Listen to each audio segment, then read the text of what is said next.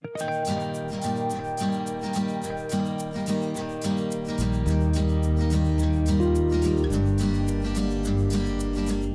la belle station d'Auron, il y a une magnifique chapelle qui s'appelle Saint-Érige que vous pouvez visiter tous les jeudis et tous les dimanches avec Eric Ferrari. Nous allons le faire. Bon, messieurs, dames, bonsoir, bienvenue à Auron. Alors, je me présente, je suis Eric, je fais visiter notamment ici le site à Auron, la chapelle Saint-Érige, qu'on appelle affectueusement chapelle, mais qui n'est pas une chapelle. Alors on peut l'appeler église plutôt, et même sanctuaire. Alors, on verra tout à l'heure pourquoi. Aurasonum, c'est l'endroit où on est ici, à Auron. Aurasonum qui a été baptisé comme ça par les Romains, 24 avant Jésus-Christ, ils étaient présents ici. Aurasonum qui vient de le chant du vent ou le son de l'air. Et on a gardé Aura, c'est devenu Auron. Maintenant, avec le temps, on appelle la station, le site en tout cas, ici Auron. C'était un plateau réservé uniquement aux cultures et au pastoralisme. Donc il n'y avait rien d'autre, à part quelques granges. C'est un endroit où on venait travailler. Et bien avant les Romains, il y a eu les Ligures, les Celto-Ligures, et ensuite les Romains, puis après nous. On est venu plus tard ici occuper le site avec la station de ski. La station de ski date depuis 1937. Mais bien avant la station de ski, donc, je répète ce que j'ai dit tout à l'heure, on venait ici pour travailler, semer et monter les bêtes aux alpages.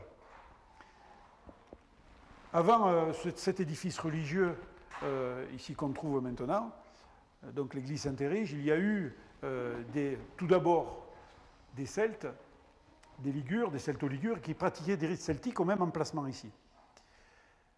Par la suite, les Romains ont construit un temple dédié à Diane, la déesse chasseresse, et on a trouvé donc des traces de ce temple sous le presbytère. Le presbytère ici qui est daté de 1551, que vous avez vu peut-être en entrant. Voilà. Donc c'est un endroit où il y a eu toujours des rites ici. D'abord des rites païens et ensuite des rites chrétiens. Ce bâtiment, l'église, date du XIIe siècle. Le clocher, fin du XIIIe siècle, et donc le presbytère, je l'ai dit tout à l'heure, 1551, en plein milieu du XVIe siècle. C'est un endroit, après le miracle de Saint-Érige, où il y a eu plusieurs édifices religieux construits. On a arrêté donc au XIIe siècle parce qu'il fallait garder de la place pour les cultures, bien entendu. Alors, Saint-Érige. Nous sommes dans le sanctuaire Saint-Érige. Qui était Saint-Érige? Là, je vous présente, il est là, avec la statue en bois polychromé de style baroque. Nous sommes ici sur la route Nice-Ligure du baroque. Je ne sais pas si vous avez visité déjà quelques églises, quelques édifices. Je vous invite à le faire. Vous verrez que le style baroque est omniprésent. Et donc Saint-Érige était l'évêque de Gap. Et à la fin du VIe siècle, il part à Rome pour récupérer une dalmatique pour un de ses archiprêtres. Une dalmatique, c'est un habit. Donc il rencontre Grégoire le Grand qui est là, sur la deuxième fresque. Grégoire, ce fameux Grégoire qui va finir de mettre au point les chants grégoriens, c'est pas lui qui les a inventés, il va juste terminer de les mettre au point. Il va faire d'autres choses aussi, pas très... vous verrez tout à l'heure, on y reviendra. Et donc, notre Saint-Érige récupère sa dalmatique, et il rentre à Gap, chez lui.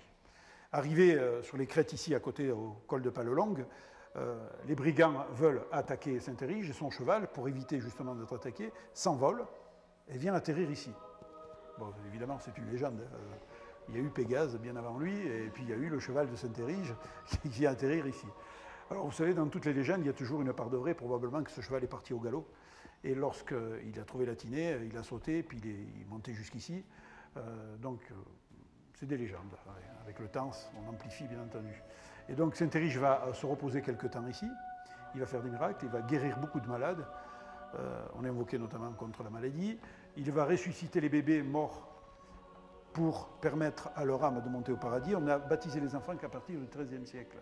Donc, il fallait trouver une solution pour permettre à l'âme de ces bébés défunts, il y avait une mortalité infantile énorme, pour que l'âme de ces bébés puisse monter au paradis. Donc, on présentait les dépouilles mortelles de ces bébés à Saint-Érige.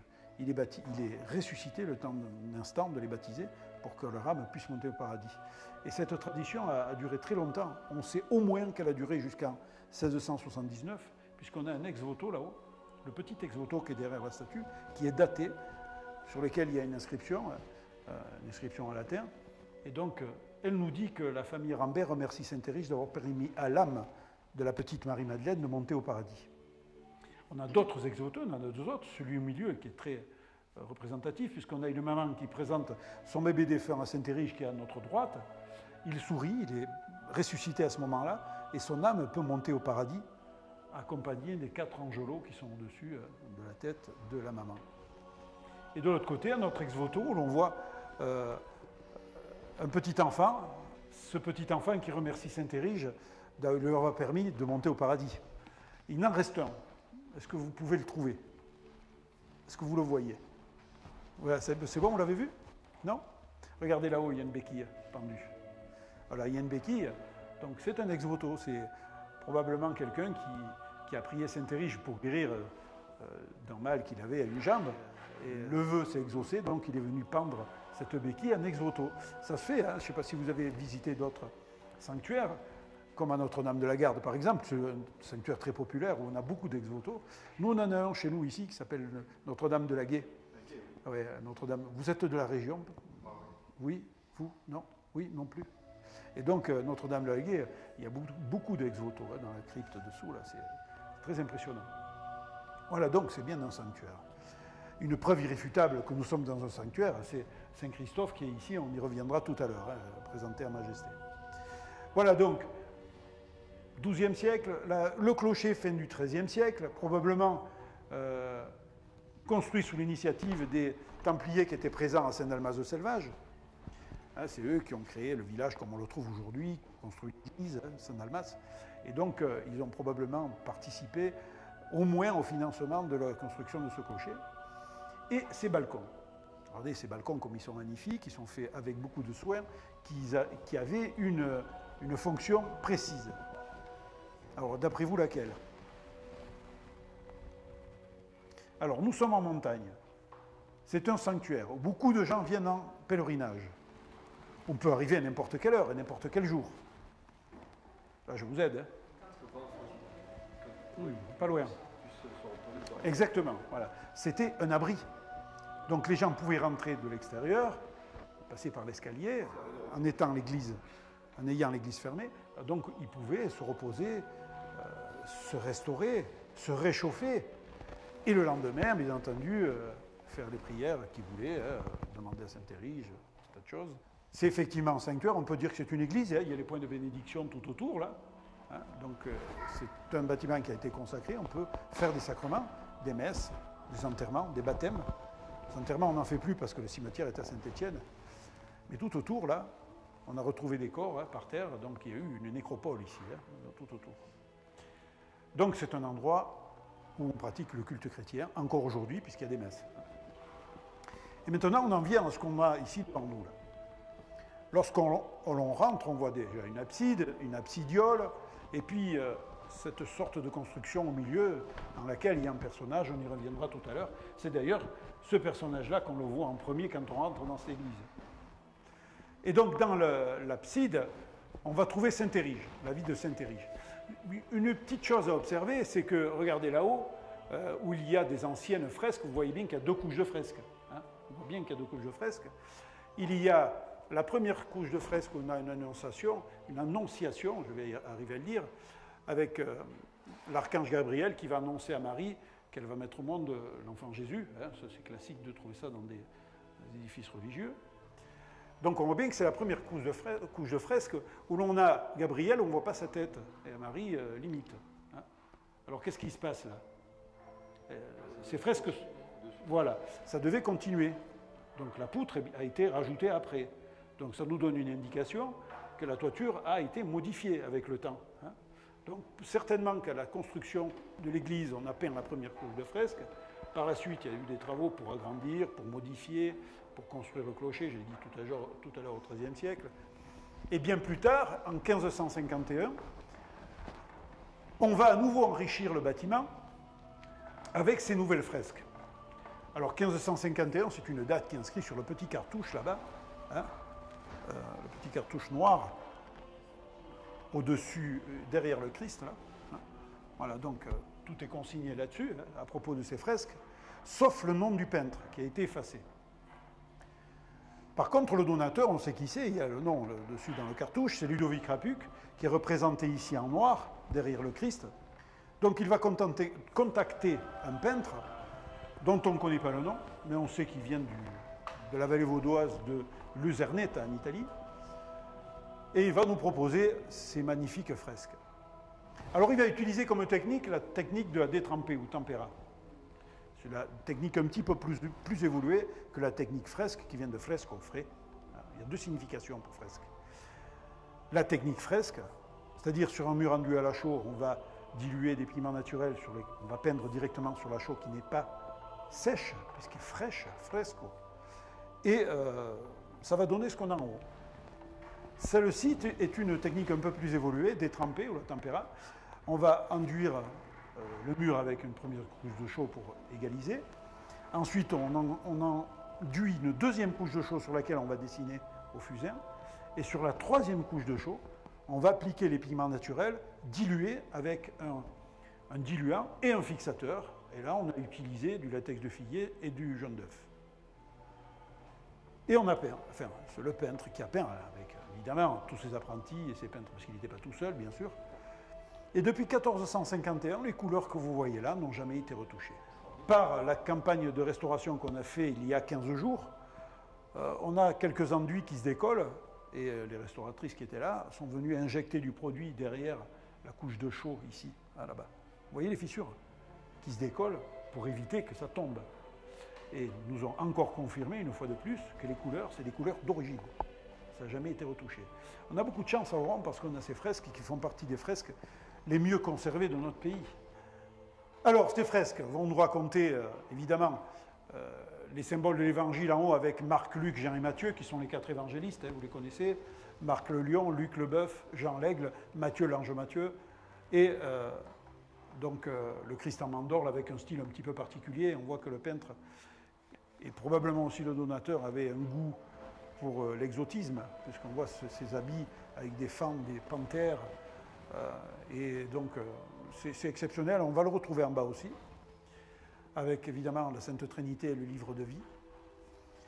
Ces carreaux qui vont nous donner un effet de profondeur, de perspective. Ça aussi, c'est exceptionnel. On ne connaît pas le nom du peintre, il a été effacé dans le cartouche. On verra peut-être pourquoi tout à l'heure. Les beaux-arts italiens cherchent à savoir qui c'est parce qu'il a influencé beaucoup d'autres peintres de la Renaissance. Il arrivait à maîtriser cet art, plutôt cette technique de la perspective. Il utilisait aussi un pigment naturel foncé avec ce lapis lazuli qui va lui donner encore plus d'effet de profondeur.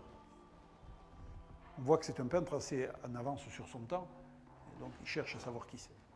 Donc on l'appelle le maître de Lusernetta, mais son nom précis, on ne le connaît pas. Là-bas aussi, il a été effacé.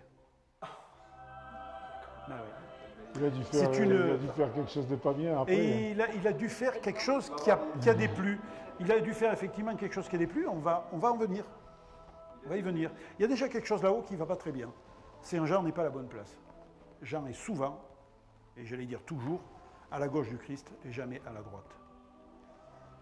Là, les positions sont inversées. Je l'ai vu quelques fois, mais très peu de fois. Jean à droite, une fois, je l'ai revu. Voilà, donc en bas, après, la vie de Saint-Érige. Saint-Érige qui tue le dragon, qui terrorise Gap ici, évidemment, c'est le démon. Hein. Il arrive à maîtriser le démon. Saint-Érige qui rencontre Grégoire le Grand à Rome, ça je vous l'ai dit tout à l'heure. On va revenir sur Grégoire, qui va aussi écrire, notamment sur Marie-Madeleine. Saint-Érige, et alors là, on va commencer un petit peu à voir des codes iconographiques. Alors, qu'est-ce qu'un code iconographique? C'est une technique pour expliquer avec précision ce que l'on veut que les gens comprennent. Et les gens arrivaient à décoder dans le temps les codes iconographiques. Là, vous en avez un intéressant. On voit Saint-Érige, qu'est-ce qu'il fait là, d'après vous?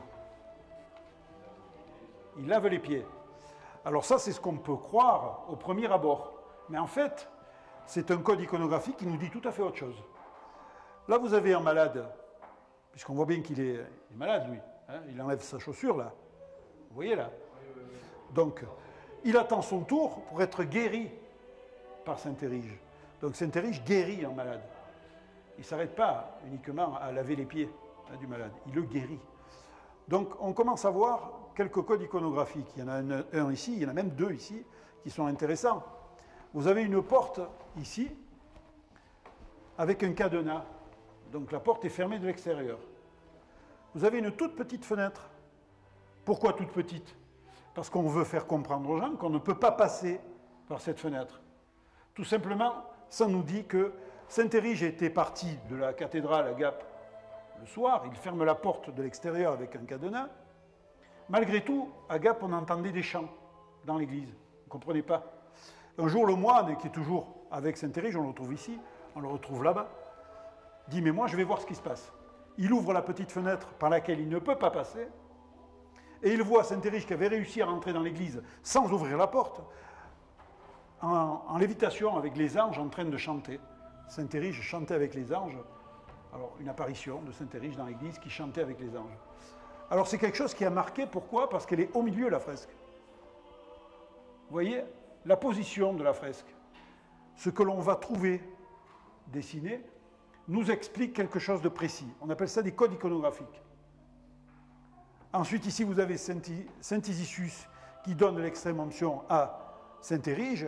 Et là, Saint-Érige qui est conduit à sa dernière demeure par un ours et un bœuf. Alors pourquoi il y a un ours ici?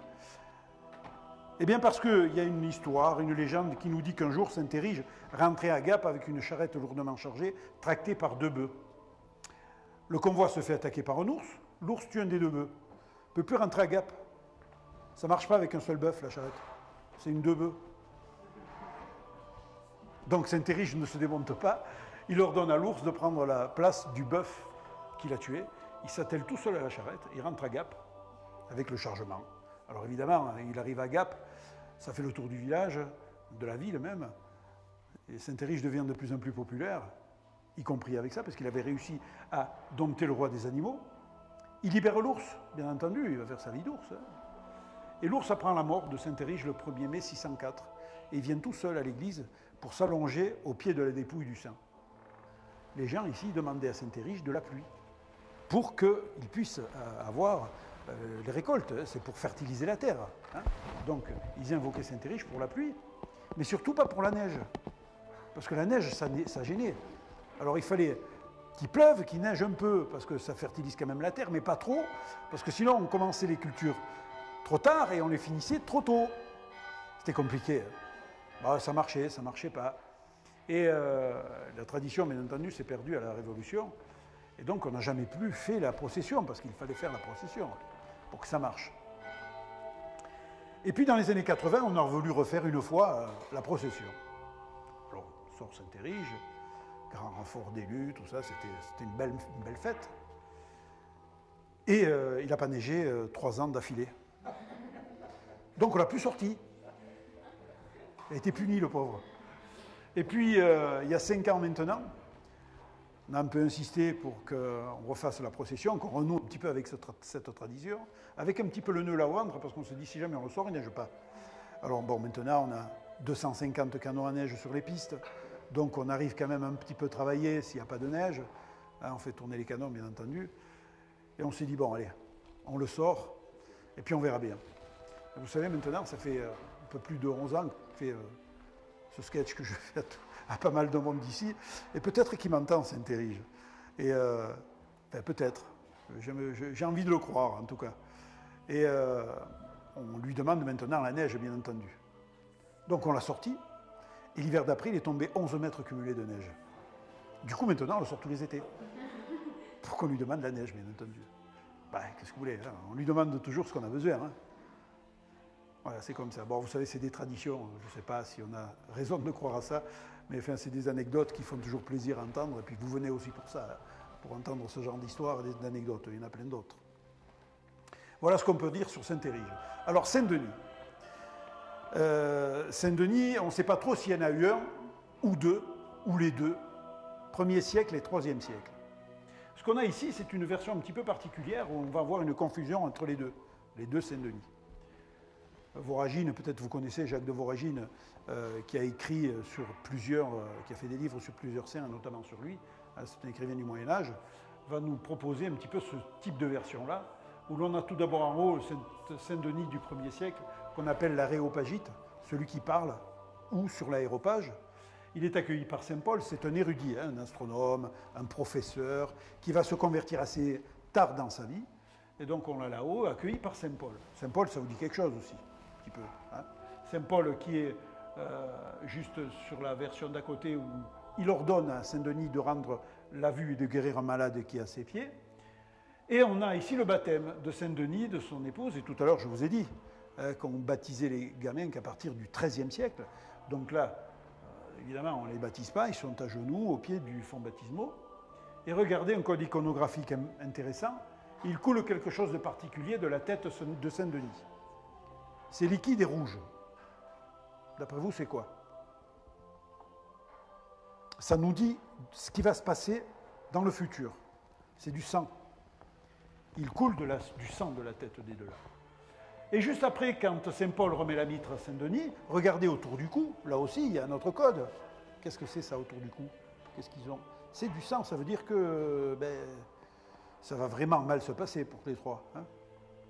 Et donc Saint-Denis est évêque et il monte à Lutèce, évangéliser les païens de Lutèce.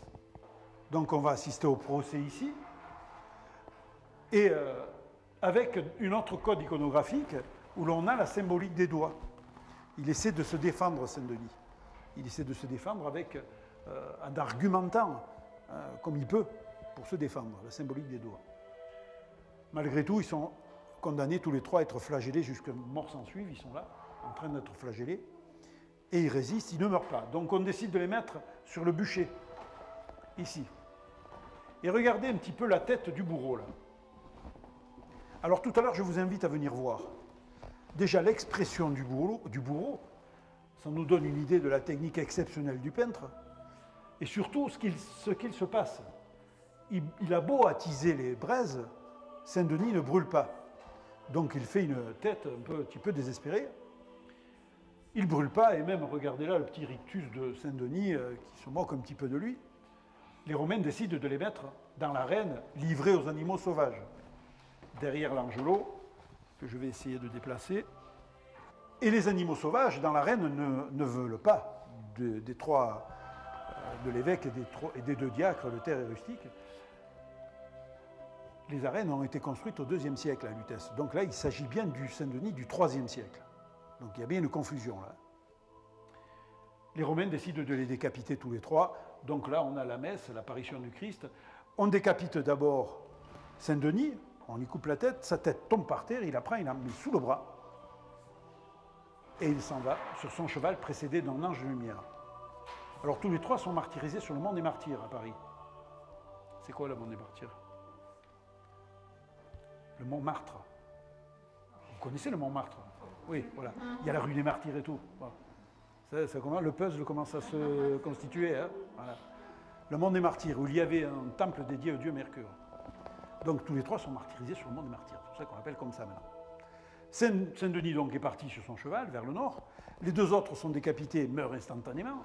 Les chrétiens récupèrent les deux corps, retrouvent l'endroit où Saint-Denis a stoppé sa course, enterrent les trois corps au même endroit, font ériger une chapelle qui va devenir plus tard la basilique. La basilique. La basilique quoi? Saint-Denis. La basilique Saint-Denis. Vous en avez entendu parler quand même de Marie-Madeleine. Vous avez entendu parler aussi de sa réputation. Cette réputation qui a été créée de toutes pièces par Grégoire le Grand. On en a parlé tout à l'heure. À l'époque, l'Église perdait le pouvoir sur l'Église. Les hommes perdaient le pouvoir. Les femmes prenaient beaucoup de place, vous avez beaucoup de missions en tout cas. Marie-Madeleine était une évêque. Elle a eu un rôle très important aux côtés du Christ. C'était absolument pas une prostituée, bien entendu. Donc elle a eu un rôle très important. Et on va la trouver ici en majesté. Et certains anciens de la commune ici me disent cette église, cette chapelle, aurait dû s'appeler la chapelle Marie-Madeleine. Effectivement, quand on rentre, c'est celle qu'on voit en premier. Et puis elle était énormément vénérée ici, il n'y a pas de doute. Sinon, on ne la trouverait pas ici au milieu. Avec cette construction un peu particulière. C'est fait exprès tout ça. C'est à elle que va apparaître le Christ en premier. On a ici la fresque où l'on voit le Christ en train de montrer ses stigmates à Marie-Madeleine, là-dedans. Voilà ce qu'on peut dire rapidement sur ce site. Juste une chose peut-être, c'est que c'est un endroit où beaucoup de monde venait en pèlerinage. L'Église a constamment enrichi le site. Ceux qui venaient ici en pèlerinage avaient droit à 40 jours d'indulgence.